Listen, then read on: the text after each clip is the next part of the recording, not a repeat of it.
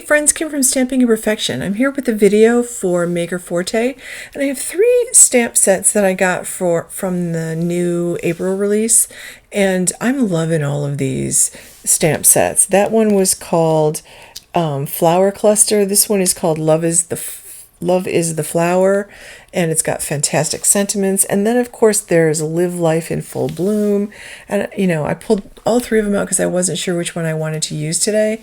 And of course I decided on this one because I really want to make a bunch of cards from this. I love this stamp set. I love that big bloom sentiment. I love that row of flowers, and of course it's screaming to be made into Slimline cards. So I cut out 3 pieces of white cardstock. I cut it down to 7 by 8.5, and now I'm scoring it at 3.5, and I'm doing it right on my trimmer with this fantastic Teflon bone folder from Maker Forte. It's got a nice tapered edge on one end and a beautifully pointy tip on the other end, which allowed me to actually do my scoring right on my trimmer. So a good bone folder gives you nice professional creases on your cards, and it can make a huge difference. It's one of those little details that actually makes a huge difference on your card. So I am going to go ahead and ink up this floral from Live Life in, does it say Live Life in Full Bloom? And I'm using the Maker Forte Color Hive Eclipse Black ink. It is really remarkable ink. And as soon as I open it up, I realize my ink pad needs to be re-inked because it stamped very lightly, and I use this thing constantly. So luckily I have the re-inker, and I'm just putting a little bit. You can see I'm just squeezing a little bit on. I'm sorry, my phone keeps interrupting me, so I'm trying to turn it off there and do 2 things at one time. And it was so dry, it just soaked right in, and I just went ahead and used it. Usually I will take like an old gift card or my palette knife and swipe it in, but I didn't have to do that with this, so that's really nice. And these are foam ink pads, so it's always a good idea if you can, when you buy foam ink pads as opposed to felt ones. With the foam ones, they tend to need to be refilled a little bit more often, but I love the foam. Love, love, love it. So they're my favorite ink pads usually. So I'm just looking at the sentiments on this are amazing. Like this set is just fabulous. But I'm going to make 3 cards, and I'm only going to color in 1. So I pulled out my altenew markers, and you can see these come in sets of 12. There's 60 altogether, and they're already color coordinated. So I just pulled 4 of these teal, it's like bluish green colors out of the same set. I have to give 0 thought to which colors are going to layer together and blend, because somebody else did that for me. So I love this, and I'm just looking at the numbers on the end to pick which one goes next. And you can see I took the darkest one, and I did some flicks from the center out, and I went wherever the petal folded over and gave it just a little line of darkness. Then I took this next lightest color and went out from there and just extended the color a little bit, and I just work from darkest to lightest. And this is the 3rd color, so I tried to go around the outer edge of each petal so that I could take that light color and fill in. And if you have the light color not on the very tip but sort of in a little bit, it will help that petal to look like it's got more dimension, like it's actually folding over. So I'm just making sure I got the colors in the right order and checking them out. So I went ahead and did the rest of these, and these are all the altenew markers. These are a very reasonable alcohol marker alternative to Copics. I love my Copics. But I started out with the altenew, and I'm still using the same ones I bought, and I haven't yet had to refill them. They are refillable. So I put that through my brother's scan and cut and die cut it out, Maker Forte does not sell coordinating dies, so having a die cutting machine like a Brother Scan and Cut is very nice. And that's the one I would highly recommend, because you can just scan whatever you stamp and it will cut that out directly. So I ink blended some Dusty Concord onto my card base, right on the front of the card base, and then I spritzed it with water, waited a couple of seconds, dabbed it off, and I got some nice texture, not texture, but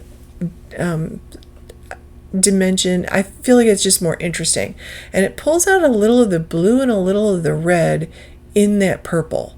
So I think that it always makes for an interesting background when you do that. So I'm using a ton of foam tape on the back of that, and I decided to pull out one of my sentiment cut aparts from that All Seasons sentiment paper pack. Love this. This is genius. Like I have a whole bunch of those already cut apart, and I could just pick one and pull it out and put some foam tape on the back. Super simple for a sentiment. Like I don't have to worry about getting anything straight. And I like that it's 24 sheets. You get 2 sheets of each sentiment set, and it's fabulous. So I put that aside because I spritzed a lot of water on there, so it was a little wet, and I wanted it to be dry before I glued things down. So I'm going to do the second card. I have 3 cards altogether. So I pulled out the Night Garden stencil. This is a very pretty stencil. It's like a silhouette stencil, and it's not quite as large. It's not 8.5 inches. So I'll trim down this card base when I'm done. Again, I'm doing this directly on the card base, and this time I'm using, I believe this is sponge sugar. Nope, tumbled glass. This is tumbled glass Distress Oxide, and I'm using Distress Oxides because that's what I have. You can use Distress ink if you have it, and if you don't, use whatever ink you use to normally ink blend. Use what you have. Dye-based inks actually work better for ink blending, but I have used hybrid inks for ink blending too. You know, whatever you have, you use. Isn't that a pretty background? It's very subtle. Now I can just put that big bloom sentiment that says live life in full bloom right over the top of that. And I'm going to heat emboss this in black. So again, I'm pulling out the other Maker Forte ink I have is the Color Hive clear embossing ink, and that's the one I'm pulling out here. Love this ink, and I'm going to go ahead and use some black embossing powder. And I'm not fond of this embossing powder. For some reason, this particular package, it doesn't, I don't get it. It's not like as dark black as I would like it to be once it's embossed. I don't know, there's just something about it. Usually I like this brand, but hopefully maybe Maker Forte will come out with some embossing powders. So now I'm going to go ahead and put this together. You can see I put a ton of foam on the back of this, and that's just the 3M foam that comes in a big roll, and I'm just going to plunk those down, and I'll put down my sentiment. How simple is this card to make? Like, so simple. And then I'm going to add some of these crown jewel gems, and I've got them in 2 colors. I've got the orange, bittersweet orange color. There are 2 different oranges. This is the darker orange, and then I've got the blue Vegas strips. Excuse me, Vegas strip, and those are my favorites. So I put 7 gems down altogether. I always like odd numbers. And those are the best tweezers for picking up. Those are Maker Forte tweezers. They've got a little hooked edge. They're just designed so well. Then they have this magic wand tool that you can see has a great jewel picker, and the other end of that wand has a jewel pick or craft pick on it. So it's a great tool, and they are so pretty. Now, one final touch, I'm taking my white gel pen and putting a bunch of random dots in there in the centers, and I feel like it gives the centers a little bit more dimension. Like, for some reason, it really helped to give the flowers some dimension. So I was very happy with the way that turned out. I love all the color on this card.